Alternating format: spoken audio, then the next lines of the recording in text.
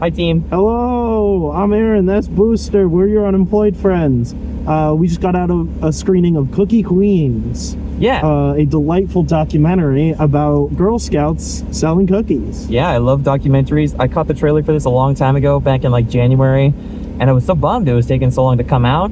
And then it just happened to glance, and it's out this weekend. So I was curious because the theater seemed cute, the trailer, not the theater.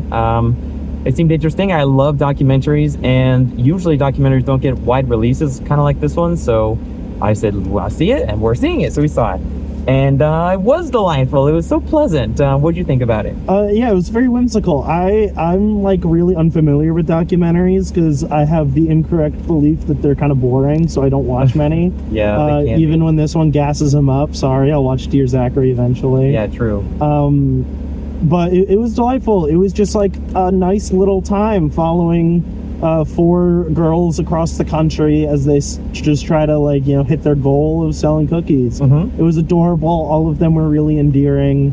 It was like all of them were so different in ways that really worked. Yeah, they were, and they were all just like relatable in a way. It was a joyous. It was joy and whimsy. We were saying two gay animals walk into a movie about a bunch of kids, and somehow we loved it. It was really funny and really nicely edited. It told a really nice story.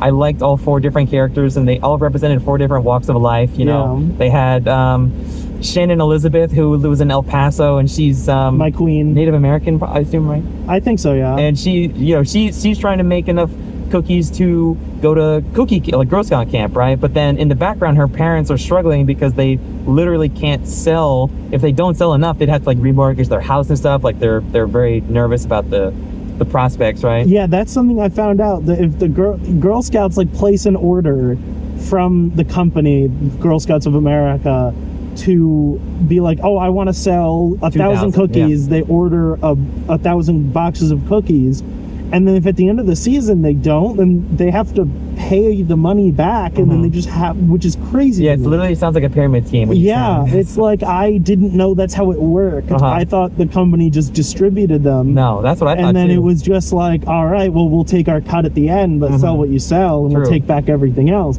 Not how it works. So it was like harrowing for that family. They were like, we need to sell all of this because we can't afford not to. They were cuddling their daughter, and they're saying, do you want to sell more? She's like, I think we can do it. And she's like, you think we can do it? And then in the back of they're crying, it's not sad, but it's like, It was just like the juxtaposition of the childhood naivete of just true. I want to sell cookies so I can go to camp. And they're like, we're fucked if we don't. Yeah, exactly.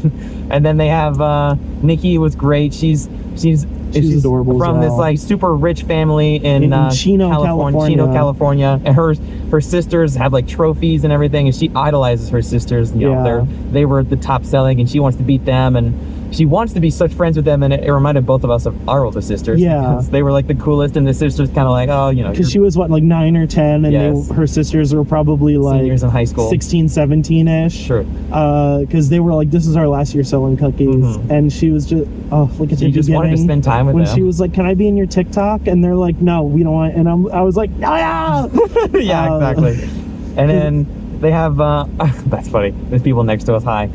They have Olive, and then she's the top selling on the west side of the country. She sells 9,000. She goes on news stations, and she has a whole trailer shipments of her cookies. And then they have the last girl's name I can't remember. Ara. They have Ara. She's a 5-year-old kindergartner girl. It's her first year selling cookies. She literally has 55 boxes as her entire goal. So it's 55 bucks, 55 bucks. It's very cute. It's lovely. It's funny, adorable. The theater was almost empty, but it was very pleasant. Yeah. It didn't feel so much like a documentary. I wandered in with a bit of a worry that it'd be boring, especially with this one here. I thought I would enjoy it, but I was like, oh, I guess we could see it together, and but it wasn't boring. I was watching the Flick Chicks, shout out. They didn't like it very much, so they thought it would be a scripted comedy, and it's not. But I was still surprised they didn't like it. It was so pleasant. It was adorable. It was wonderful and happy. It was something when we were walking out. I was like, I normally I don't like kids. I work in a grocery store. Sorry, I do have a job.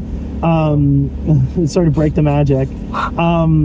but and like screaming kids, I'm like, oh my god. But they were adorable. They were so pleasant. I don't know how you can't like it. It was just so, it was pure joy and whimsy. But it wasn't treacly or too optimistic or kind of sappy. It didn't feel that way either. Yeah, and it wasn't like preachy or anything. No, it wasn't. It didn't. It had a lot to say. Like Olive said, she wanted to be a Supreme Court justice. Yeah. And she, was trying to fight for earning more because they do a lot of work. And yeah, I loved her story. She was like, "What do you mean we only get $1.10 when we're doing all the work?" It's like child and I was labor. like, "Yes, queen." She even says it's like child labor, but we choose to do it. It's like that's really That's funny. still child labor. I know it's cute, and it's like it's funny to see. It feels like Disney Channel movies where the moms are like, "I never got to do Girl Scouts, so I signed up your sisters as soon as they were 5 years old." Yeah, that was one of them. And then she has like a deep conversation. She's like, I'm not sure I want to do this, and I feel, even though I feel like it's my choice, I still feel kind of obligated. I let you down if I say no. And she's like, well, no, of course I would never feel that. She's like, well, it doesn't feel like that. She was very, very. It was like a very subjects, yeah. It was such like an interesting. It was a good parent, all kind of moment where I was like, I'm glad you have an environment where your daughter feels safe enough to like talk about that, because it just reminded me of my childhood where I felt very much similar very often, but would never voice it. She's so articulate. A lot of them, they were so. I loved how articulate they were. Like they chose such great subjects for everything. Yeah, because Olive was 12. She was the oldest, and her friend. I was like, you guys are talking like normal people. You're very precocious. And her friend. Maybe that's like the social media or whatever. Kids are exposed to like older stuff, older dialects or something. I don't know. But those two, I was like, these are children. Yeah, they had the most precocious dialogue. They were just great, and the ending was pleasant. Like smiling the whole way through. Yeah, I literally had a smile on my face for like an hour straight. It was adorable. I wouldn't even say I'd recommend it out of just being a documentary. It's just a good movie. It's like it's not scripted, but it's really well written in the sense that the dialogue and the editing and the shots, like there's just a lot of really nice things about it. It's very feel good. And now I was telling Aaron, first of all, I want Girl Scout cookies right now. Yeah. And next time I see one, I would ask them their goal and how I can help. Like I felt so bad. They were like working so hard to try and get a certain goal, and I want to help them out. Now I got insider knowledge. I'm on you guys' team. What's your favorite Girl Scout cookie? Thin Mints in the freezer. I like the s'mores, and they don't make them anymore, but the ones that they used to make, they were like not tag-alongs, not adventurefuls. I do like adventurefuls, but the s'mores are my favorite. The peanut butter patties are great. I don't like the lemonades. No. Though also, I grew up in where it was the other factory, so I had the other name. So I think peanut butter patties are tag-alongs. I think those are the same thing. I like the coconut ones. Are those the Samoas? Those are okay. Yeah. I didn't like them as a kid, but comment below your favorite Girl Scout cookie. Let us know. Leave a like, comment. I would give it subscribe, ring that bell. A 7 out of 10. Yeah, I would give it a 7, 8. It's hard to rate a documentary just because I've seen so few. It's just, it's hard. Like it was well done. It was well shot. I liked the bright color title cards that were the editing the color was great. Of the cookie boxes. True. This will guarantee to put a smile on your face. Take your. Oh, it's not Mother's Day. My mom's birthday's in August. I was gonna say take it for Mother's Day, but check it out when it's on HBO Max or wherever it is, or watch it in your theater if you're tight for movies, because there's a lot of movies coming out this week. Yeah. Oh my God. Should we film our movie? Okay. We're gonna film another review right now, and I'm gonna edit. I'm gonna cut it. See you in the next one.